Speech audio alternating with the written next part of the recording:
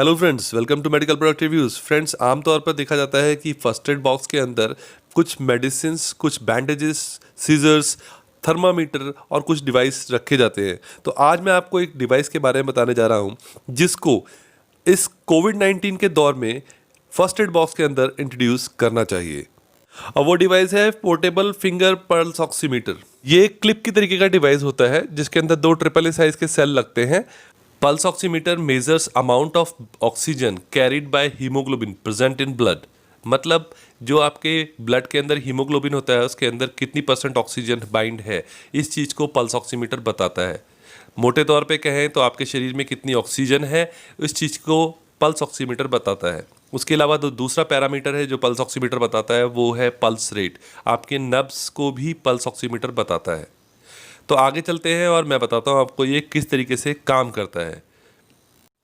जिस तरीके से मैं आपको शुरुआत में बता चुका हूँ कि पल्स ऑक्सीमीटर एक क्लिप की तरह होता है, तो इसके एक क्लिप के एक एंड से लाइट की एक छोटी सी बीम निकलती है और दूसरे एंड पे इसमें एक रिसेप्टर होता है, उस पे वो पड़ती है। और जब लाइट की बीम अपने सोर्स से निकल के उस रिसेप्टर के ऊपर जाती है तो उसके बीच में उंगली होने की वजह से, यानी आपकी फिंगर उसके बीच में होने की वजह से जो वेवलेंथ में डिफरेंस आता है लाइट के, उसको कैलकुलेट करके पल्स ऑक्सीमीटर आपके ऑक्सीजन सैचुरेशन को नापता है। पल्स ऑक्सीमीटर को यूज़ करने के लिए आपको कुछ नहीं करना होता, बस इस क्लिप को ओपन करके उसके अंदर अपनी फिंगर को इंसर्ट करना होता है और उसके बाद आपको आपका ऑक्सीजन सैचुरेशन और पल्स रेट दोनों ही कुछ ही सेकंडों में पता लग जाता है। जैसा कि आप देख सकते हैं, इसमें मेरा ऑक्सीजन सैचुरेशन 97% और पल्स रेट करीब करीब 88 है। अब बात कर लेते हैं कुछ सावधानियां कि जिसको इसको यूज़ करने से पहले बरतना चाहिए। जैसे कि आपको, अगर आप फिंगर इंसर्ट कर रहे हैं, जिस भी फिंगर में आप यूज़ कर रहे हैं इसको, उस फिंगर के ऊपर नेल पॉलिश अच्छे ब्रांड की लगी होनी चाहिए। मजाक कर रहा हूँ, उसके ऊपर नेल पॉलिश होनी ही नहीं चाहिए। और अगर उस फिंगर में नेल पॉलिश लगी होगी तो उसके स्पेक्ट्रम के अंदर दिक्कत आएगी और उसकी वजह से रीडिंग बिल्कुल भी एक्यूरेट नहीं आ पाएगी। तो इस चीज़ का खास ध्यान रखें।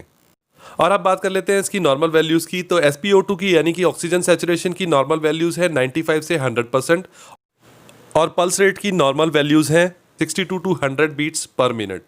ये एक एवरेज एडल्ट की नॉर्मल वैल्यूज़ हैं जो कि एज के अकॉर्डिंग वेरी कर सकती हैं। तो अब मैं आपको बताने वाला हूं किस तरीके से यूज़फुल हो सकता है ये पल्स ऑक्सीमीटर कोविड-19 के कुछ परेशानियों से बचने में।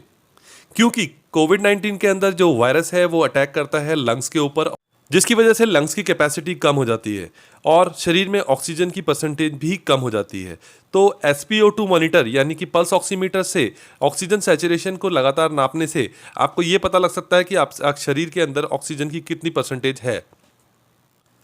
अगर किसी पेशेंट को कोविड-19 है और ऑक्सीजन सैचुरेशन 95 से नीचे है और चलने या बात करने से ये 4 से 5% और गिर जाता है, यानी कि 90 से नीचे हो जाता है, तो तुरंत डॉक्टर की सलाह लेनी चाहिए। क्योंकि ऑक्सीजन सैचुरेशन 90 से नीचे होने पर हाइपोक्सीमिया होने के चांसेस रहते हैं और जिसकी वजह से पेशेंट की जान भी जा सकती है। तो ऐसी कंडीशन से बचने के लिए हमेशा डॉक्टर की सलाह लें। तो फ्रेंड्स, अल्टीमेटली मैं यही कहूँगा कि कोविड-19 के केसेस के अंदर पल्स ऑक्सीमीटर एक गेम चेंजिंग डिवाइस साबित हो सकता है। तो पल्स ऑक्सीमीटर को अपने फर्स्ट एड बॉक्स के अंदर इंट्रोड्यूस करें। ये आपको ऑनलाइन बड़े ही आराम से मिल जाएगा। मैं कोशिश करूंगा कि डिस्क्रिप्शन में के अंदर लिंक दूं जिससे आप ऑनलाइन इसे परचेज कर सकें। तो friends, thank you very much for watching this video. Good bye.